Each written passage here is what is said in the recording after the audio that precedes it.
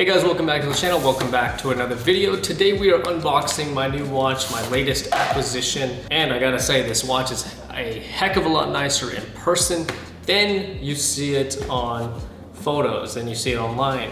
The watch itself, I put an order in for it. I didn't think I was gonna like it. I wasn't 100% sure. Again, you know how it is with Rolex nowadays. You can't really go in there and try on watches. They just don't have any. So you really just have that split decision to, that split moment to make a decision when the watch comes in. But ended up coming in and I absolutely loved it. It looks way better than I was expecting it to look. So here it is today. We're gonna go and unbox it. As you know from the title, it is a Datejust.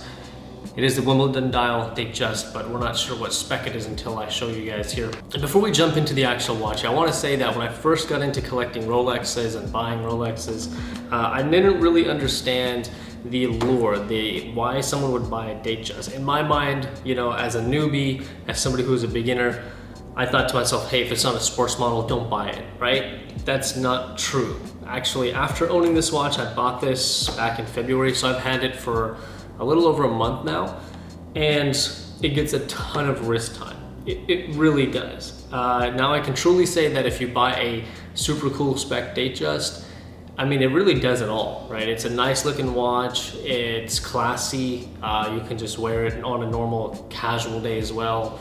I think the Wimbledon dial has a nice casual look to it, but also the fluted bezel does give it a little bit of class to it, so you could dress it up, but it really does everything. It even has the date on there, so I think over time it definitely grew on me. I needed to experience Rolex watches and kind of go through and wear all these pieces that I have to really figure out, what is important, and kind of realize that this watch is actually a lot better than I expected. So if you've been in the market for a Datejust and you're holding back because you're like, hey, if it's not a Submariner, I'm not gonna buy it.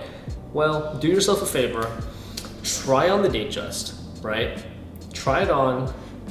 I can guarantee you if you buy the Datejust, you have a better chance of getting a stainless steel sports model from your AD. And the Datejust is just such a great stepping stool of a watch, I think, to start building that relationship.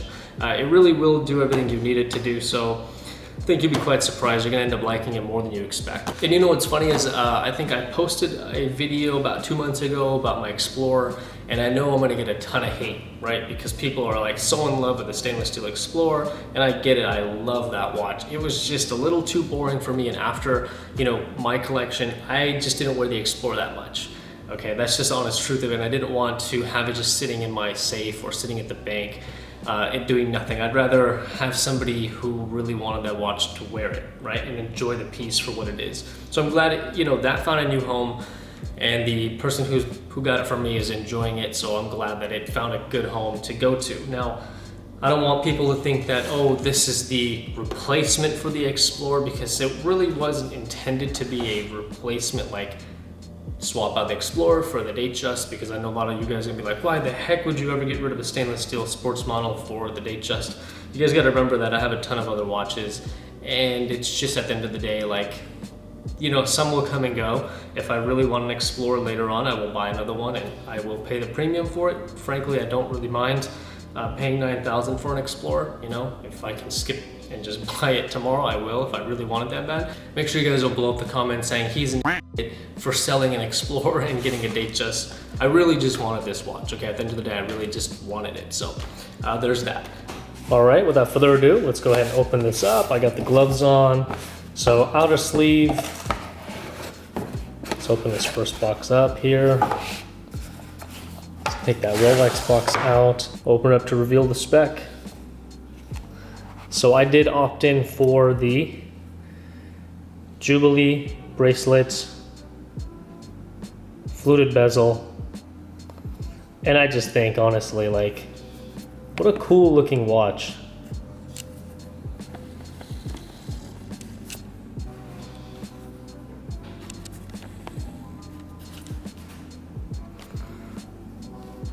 It is a little hard to see with the lighting here, but I wish Rolex made anti-reflective sapphire, but they don't, because you can see me behind there. But it is a slate dial with that Wimbledon green Roman numerals.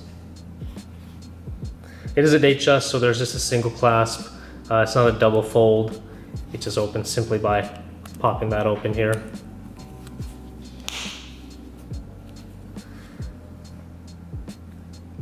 But this is the spec. And if you look at it, I mean, come on, how can you not like this? This is such a cool looking watch for the money, you know, to have this Jubilee. And I was really after the Jubilee spec because I don't have a Jubilee in my collection. As you know, a lot of my watches are oysters, or one of them in fact is a presidential bracelet, and I have oyster flexes, but I don't actually have any Jubilee bands. So until I get one of those GMTs, whether it be a Batgirl or a Pepsi Jubilee, this is my main Jubilee watch. But overall, it looks incredible. This is a 41 millimeter, and by now I would have already put the specs of this watch up on the screen so you guys can kind of follow along and see that. It's easier for me to do that than to remember all the specs. But man, I am glad that I waited and grabbed the fluted bezel option.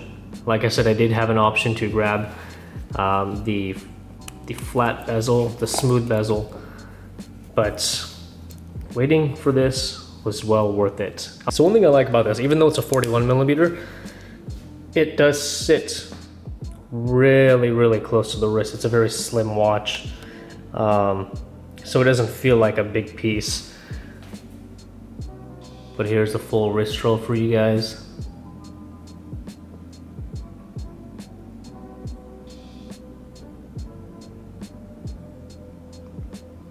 And you know what, I do believe this does have the 5 millimeter easy link adjustment. So if you are wearing it on a hot day, you can go ahead and extend it 5 millimeters up, and then I keep it closed in, obviously. So if I do wear it to like a winery or something like that, I do have the option to make it slightly larger. And I want to point out that this Jubilee bracelet, in comparison to the oyster bracelet, just fits better. I mean, there's a little bit more movement here, so we can wrap around your wrist a little bit easier in comparison to the oyster bracelet, right? Because these links are just much more flexible. So overall, this watch does have a really good feel.